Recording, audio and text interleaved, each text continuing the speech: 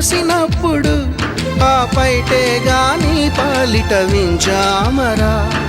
ఎండావాన నీకు తగిలినప్పుడు ఆ కడకొంగే నీ తలపై గొడుగు. విదేశాల వనితలకు సారెపోసి పంపేది, భారతీయ సంస్కృతిని సగర్వంగా చాటేది. మన జాతీయ జెండాకు సమానంగా నిలిచేది. చీరలోని గొప్పతనం తెలుసుకో,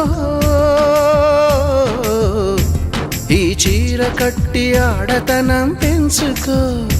సింగారమనే దారంతో చేసింది చీర, ఆనందమనే రంగులనే అద్దింది చీర, మమకారమనే మక్కంపై నేసింది చీర.